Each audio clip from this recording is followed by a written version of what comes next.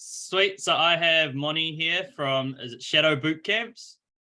Shadow Camp, yeah. Shadow Camp, cool. I met Moni a while ago at a class at Northern Arena, and then I've seen her through boxing, people I know and whatnot. But did you want to introduce yourself, Moni?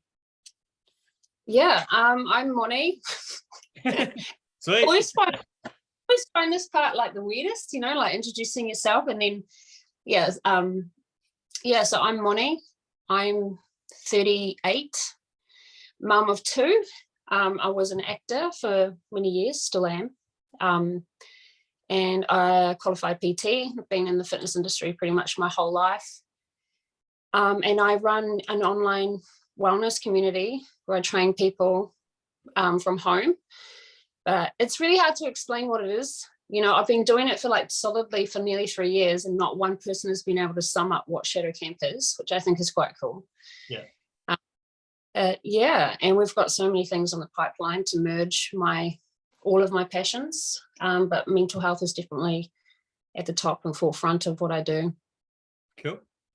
So the Shadow Boot Camps, is that like a specific kind of gender, or is it more about empowering women, or what do you do with that sort of shadow boot camps? Because a lot of people won't even know what that is. Yeah. Well, yeah, it is. It's designed for women, but it's also designed for whoever's living with the woman. Yeah. So the workouts, I wouldn't even say that they're feminine based. There's definitely certain classes that are designed for specific areas of a woman. Yeah. But there are classes in there, obviously, because a majority of the clients that I used to take were male. Yeah. And then the workouts that the whole family, the kids can do.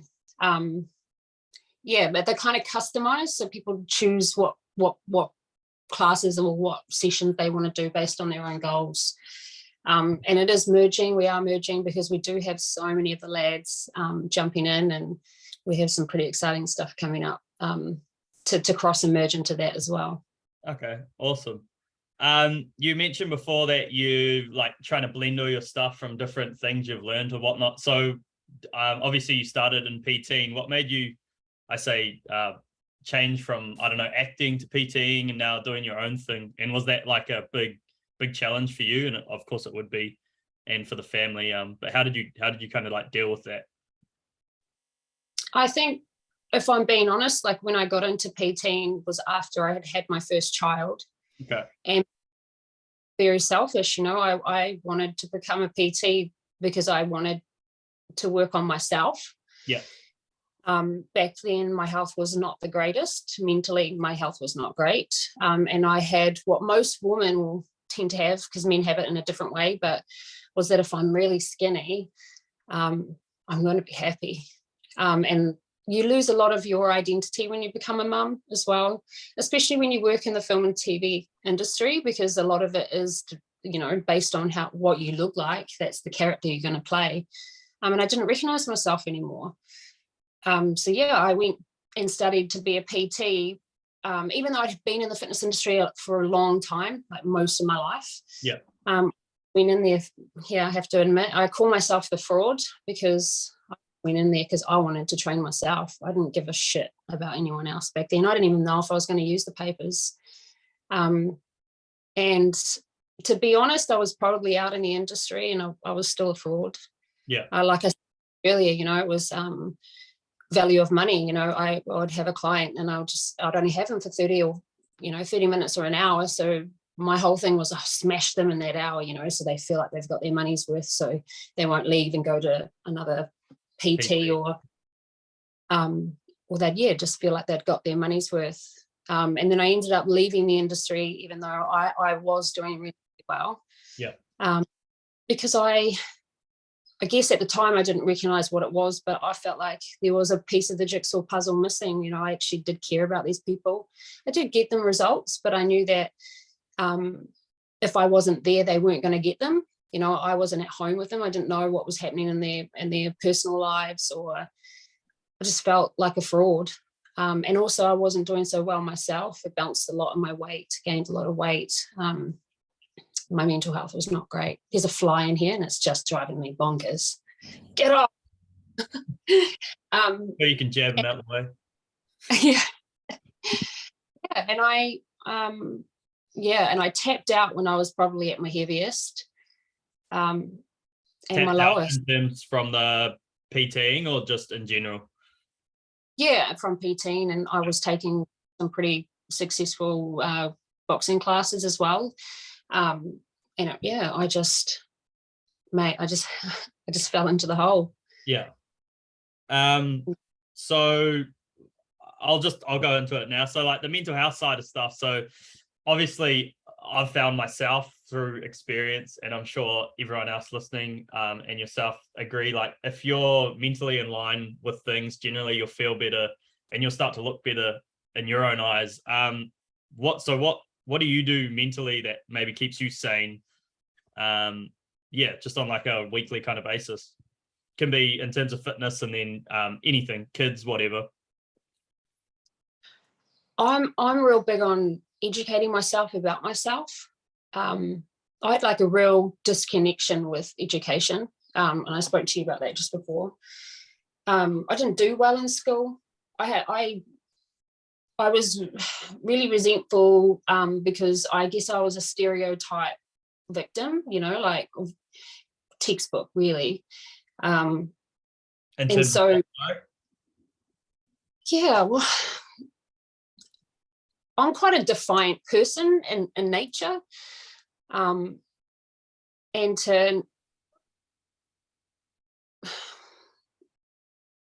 how would you explain it? I just hated that I wasn't healing, I was like, I was just, attacking my body and smashing my body, thinking, oh, if I'm really strong or if I can hit really hard, or then the pain will go away. Yeah. So looking for like an external kind of pleasure rather than digging inside. Yeah, well, I just blame, you just take, I think a lot of the mental health, you take it out on your body. It becomes the vessel, or the vessel of your frustration. And I was definitely in that space. When I hit my lowest mentally, I decided that I was going to pull back physically from training and go inside. And that's kind of what Shadow Camp is. Yeah. I was going to just face my triggers because, one of them for me was PTS. And so I'd have panic attacks a lot. And that's really, I don't know if, you haven't had one, it's really fucking scary. And it's cardio based, it's the change of your heart. Yeah. So when I was smashing myself and doing all this cardio, it was triggering me again because it felt just like my PTS. Yeah. Then I would spend 2 days after that, binge eating, suicidal thoughts again. I couldn't feel anything. I had everything I'd ever dreamed of. I had an amazing husband. I had 2 gorgeous kids. I own a house, I had all the things I didn't have growing up and all the things I thought, oh, these things will make me happy. And I'll just, I've spoken publicly about I just didn't trust myself. I call it the trigger. I always had my hand on the trigger. I didn't know, if one day I was going to pull the trigger on myself. And it was incredibly scary, it's a scary space. And sometimes the fitness and, fitness would trigger that as well. Yeah. Because I understand the body. So I try and teach women about their cycle and how there's different times in a month where you are going to be easily triggered by these hormones. So lifting heavy is going to fuck with your mind because it's impossible to hit your PBs during that time. Yeah. And if you're under stress or you haven't slept, cardio is not going to be beneficial to you. And visually, depending on your goals, it's not as well. Yeah. So that's kind of what I did is I went, okay, well, what if I just go and learn and be brave? I've been attacked all my whole life anyway and told I'm a piece of shit. So why don't I go figure out who this piece of shit is instead of trying to comfort it with food or smash it with exercise? And now I'm just so addicted to that. This really fascinating thing happened. And I wrote it down because it's the only thing I wrote down for you, actually. I'm and I'm not afraid of it anymore. I'm real addicted to it. Obviously it goes up and down. Mental health is it's a sensitive area in terms of there's massive highs and there's massive lows, right? Yeah. But when you're brave and you can sit in it instead of trying to push the feeling down, fuck, it's amazing what can come up. So like with you, I've been pushing this out for a while, right? I push out all my interviews, and I've had so many interviews, and so I've just got a podcast deal. And I was like, why am I doing this? Like, why? And I kind of thought, oh, it's because of my whole life, because of everything that had happened to me with the abuse, was like, shush, shush, don't talk, don't talk.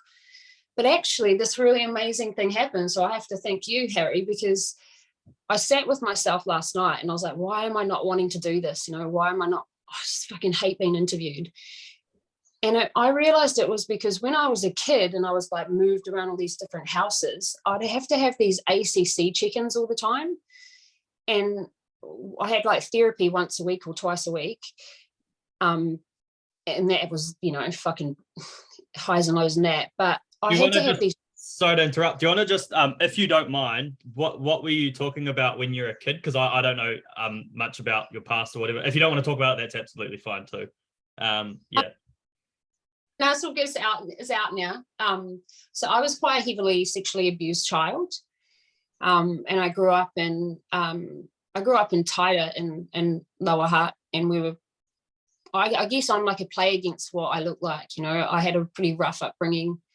My dad was in a gang, and I grew up with, you know, drugs and violence and alcohol and a lot of unhealed mental health issues, really. And I was carted out a lot. You know, I moved around a lot. I never really had home or a base. And one of the abuses was quite severe. So it was all, you know, through the courts. And I was sexualized so young, you know, that I don't think people really talk about the damages of that. You know, I wasn't supposed to discover that part of myself until I was like, you know, I don't know what the going age is now, 16 thing. Yeah. But, you know, I was, and that's kind of, I was a sexual object, you know. Yeah. Fuck, I would never thought that. Yeah. Sorry to bring that up. No, it's fine. That doesn't, you know, I always say to people, like, what happened to me isn't what caused my mental health issues. Yeah. It was how it was afterwards that really, when I came out into the world, is when I really suffered with depression. And obviously I gravitated towards people with the same or similar stories to me. And then a lot of them lost their battles with mental health. And then I got really fucking angry. You know, I was angry at the world, and I was resentful. And I was quite violent, and I was just not a nice person. Yeah. But going back to what you said before, like, why, fuck this fly, why I don't like being interviewed. It's because I would go every 2 to 3 months. I'd have to have like an ACC assessment done, and it was always a different person. I didn't know who they were, and they'd just come in with their massive amounts of notes, and it would just be, how's your mental health? You know, write it down. You know, you're asking a kid like these fucked up questions. How's your living situation? What's school like? And it's actually crazy because I've got all of those reports now. Like, it's a file like this big. I can read them all. And so many things got missed in that. It was those people are probably just there, like, I don't know, they might have been nice people, but they're probably just there ticking a box, right? They probably don't actually give a shit in their eyes. So there's no like security or safety between you and them. I don't know, is that what you felt with them? I felt like they didn't have the opportunity to. You know, or the education too. Back, you know, when I was facing all of it, it wasn't the same as it is now. You know, it wasn't openly spoken about. The word mental it's still quite triggering to me when people are like, oh, do you want to talk about mental health? I'm like, mate, I couldn't even say that back then because people were like, oh, there's something wrong with it. Crazy person. Yeah. Yeah. And mental health is it's the entire well-being of that person, because if the body's not looked after, it's going to stimulate like problems in the brain. If you're not chasing your soul, then it's going to stimulate problems in the brain. If there's problems in the brain, then the body's not going to respond. If there's problems in the brain, the soul's not going to respond. So for me, mental health is really the collaboration and the communication between all three of those factors. And I know so many people don't chase the soul dream, you know, like, what do you want to do with your life? And I think when you're continually talking about people's mental health, like one of the great things for me to get me out of that was like dreaming, setting goals outside of my mental health and outside of my damage or overcoming what happened to me. It was like, oh, I set these things and I was like, shit, I can do that. You know, I want to learn more about, you know, how I work. I was so sick of being in an office and talking, you know, with psychologists all the time about what happened inside those rooms. I was like, I knew at a young age that that wasn't my fault. You know, I knew at a young age that that was their sickness, not my own. But no one gave me the tools and how to cope with that. You know, like biggest sad moment for me was coming out to the world, and I was like, oh, you know, life has been really hard for me, so everyone's going to be nice to me now. Fuck no, people are dicks. You know? And now I can see it. I call it the he and the she. And it's like your alter ego is, you know, what you use to protect yourself. So people walking around angry, you know, it's like they're just trying to protect themselves. They don't want to be vulnerable. They don't want to hurt. They don't want to hurt again. And I think what I try and do is I try and encourage people to be brave and like, and be real. You know, it's a human experience. You're going to have bad feelings. You're going to be a dick sometimes, you know. You need to be vulnerable and learn what your triggers are. And you're not here to have an easy ride. It's not easy for anyone, no matter what your story is. And I learned that as well. You know, everyone's got pain. Yeah. It's what you do and how you brave that forward, you know, be brave. It's like, how? You know, stop sending these messages out like and not back up, you know, with tools and how people can do that. How? Yeah. So I go back to people all the time. How? You're telling these kids, oh, you know, like, you can do it, be brave. Well, how? Yeah. Like, come on, man, like, give us the tools. And that's just what the education I've just learned. So now I'm studying psychology. I did try when I was younger. Yeah. And man, I just, you know, I just love it. And I just dive into the body, how the body works and how the mind connects. And like, it's fascinating. And I wish everyone had that. Like, I just wish that, my end goal is to just like give all the information that the world doesn't want you to have, because the world does want you to think that you have to be comfortable all the time. So you can go off and you can buy this product, or you buy this pair of jeans, or you can buy this freaking singlet, or this, you know, this fucking shit, you know. It's like, I'm just want to break the rules on it, you know. And that's why, for me, it's a hard space to explain. I just know what all my triggers are, and I also know that they'll come. And I'm pretty confident in who I am, and I don't see when I get attacked by people now online, like it's quite a common one. I don't see the people attacking me, so I see their egos attacking me. And I just I don't stay in the hole anymore. I fall in. I just don't unpack and move in there. I like what you just said about, like, if people are being dicks, really looking at it as like their ego rather than them, because everyone's like a dick at times, right? Like, you'll be the same. Everyone's the same. At times you're going to like let your guard slip or whatnot, but it's like just thinking that those people are probably just dealing with shit that day or that moment. Yeah, I like that. And then using education as like your tool really for growth and overcoming anything is the best way to put it. Because I hate how people, I like when people are trying to help, but if they're going, oh, it's all good, it's all good, it's all good, and they're not in this like frame themselves, how are they meant to help you when they don't even know the answers themselves, kind of thing. And you're like learning techniques and strategies to actually implement rather than just preaching. So yeah, I give it up to you. And you've got kids and all this other stuff, 1,000 clients or whatever. But yeah. So you've kind of elaborated on it, but just to be like black and white, what are some like things you do to positively pick you up? Music's a big one for me. Okay. Yeah, music's a real big one for me. So anyone that trains with me has to have 3 songs. They have to have their power song. It's so funny because people will say, oh, you know, like everyone's really afraid of anger. I think anger is a real positive thing to have. It stops you, you know, from, you know, imploding and it controls the explode, so getting it out of the body is really important. And I always say to people, even your grandma has a power song, a song that comes on and she'll be like, oh, I'm gonna fuck someone up.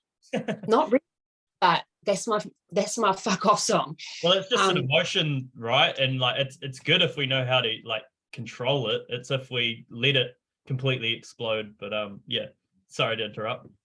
No, yeah, it's that. Yeah, it's why people are so addicted to boxing. You don't want to go out and punch people. You just know, like, oh man, I'm quite powerful, and you lead with that energy.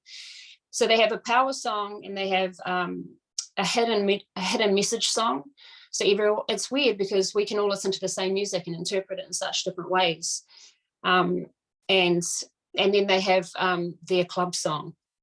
Or I call it the ghetto song, like the song that makes everyone want to twerk, and even like, and so I try and get them to maneuver those songs based on where they're at to pull them out. And so the community creates an album and then they put that on.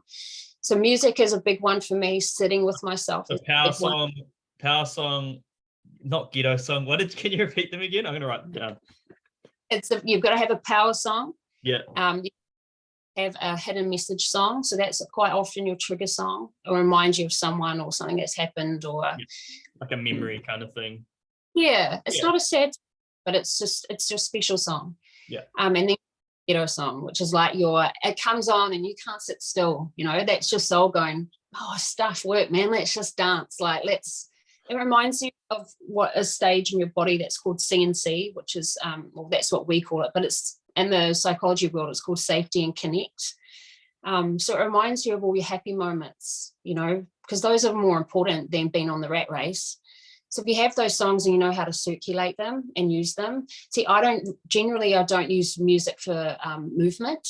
Yeah. So that music should be used for motivation in terms of moving your body. I think you should be, if those voices come up, because they will, because you're human, if they come up, I don't want to work out, I don't want to train, I don't want to eat well. It's like, cool, they're going to come up.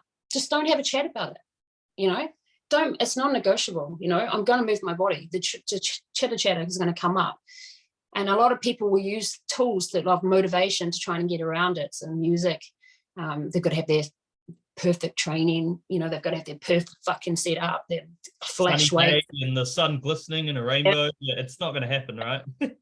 Yeah. And if you've got kids, kids have got to have had a good sleep, or the house has got to be tidy. It's like, no.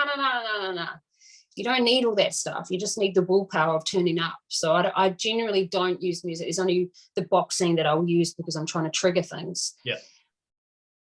But that music's a big one. Sitting with myself is a big one. Yeah. And I block that out. So I always say I postpone feeling feelings until I know I'm in a safety net. So a lot of people will sweep shit under the carpet for years and years and years, right? So I will be like, okay, well, that really fucked me off. That really fucking hurt. I can't address that right now because I've got all of the shit to get through. But on Wednesday at fucking 1:00, I'm going to sit with that. Yeah. And it's people crazy for it. I'm like, well, what's the alternative? Like sweeping it under the carpet and landing on my face every fucking day? Do you write things down, or do you just like, if they're enraging you, right? Yeah, in the beginning, I encourage people to journal it. For a while, you generally don't have to do that. You can just sit and be. It's real powerful to do that. It's powerful to do that. And then after that space, I always encourage people to like mood board, or plan some excitement or some goals. So we do mood boards a lot, or plan some catch up with some friends, or ring someone, try and balance that out. I also tell people to have smaller goals inside your big goal, especially if it's fitness orientated. It's like, first thing people say to me, in terms of women is like, I want to lose 10 kilos on the scales. And a guy will come to me and go, I want my chest to pop. And I'm like, okay, well, what are the internal goals as well? Because that goal seems really far away, and trying to aim for that goal all of the time, it's just going to continue to feel far away, and you're going to feel like you're failing along the journey. So have all your markers, small goals inside. It can be basic. It can be like, by the end of this week, I just really want to be able to either put my weight up to blah, blah, blah, or do an extra 2 push-ups.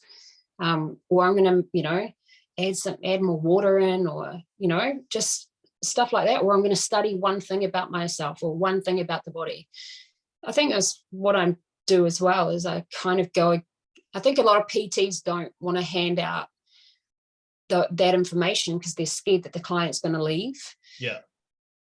But I think it's the opposite. When you can go, hey, go and I call it homework, go do this, go learn about this, dive in, come back to me and tell me what you found, and I'll compare it to what I've found. So you're teaching rather than telling, and it's like you're not giving it out because you're making them go work for it, but rather than letting them guess. Yeah, I like that. Yeah, I think it's interactive and it's fun. And I think anyone that wants to be successful needs to realize that they're always going to be learning. Yeah. I know, like, I'm never going to be an expert in this field because there's so much education, and I can learn something from my clients. Everyone's interpretation is different, and it's fucking fascinating, and celebrate, that's a really big one. And especially in New Zealand, like, celebrate the wins, man. Like, why are you doing all this work if you're not? There's a big difference between celebrating and being a cocky fuck, and we just don't celebrate things, People always expect you to just forget and like move on, kind of like when I finished my 7 marathons, I'd done 300 Ks in a week, and I was like dead on the ground, and the news reporter comes up and goes, "Oh, what are you doing next?" It's like, can you piss off and let me like breathe?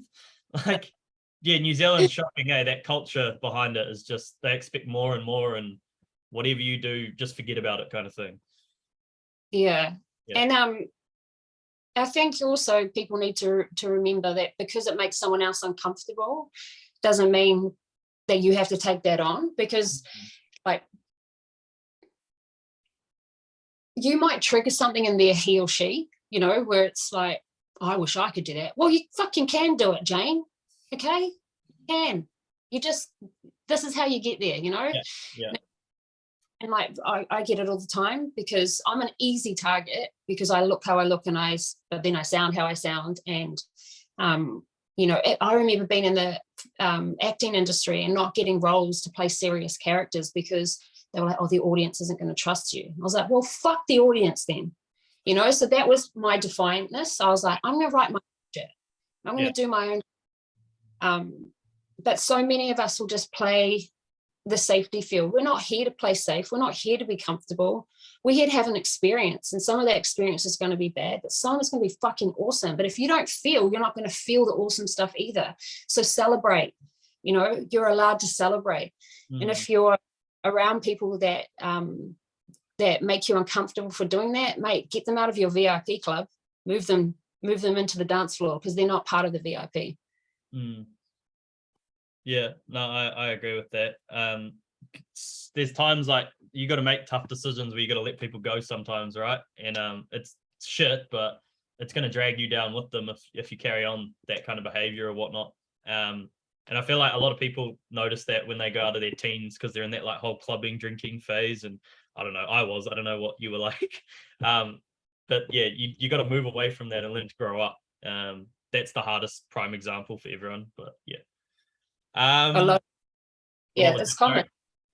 It's common. We want to be liked. Yeah. We don't want to people. Yeah. And we do outgrow people. Yeah. And people pleasing is, I think, one of the most dangerous things we can do.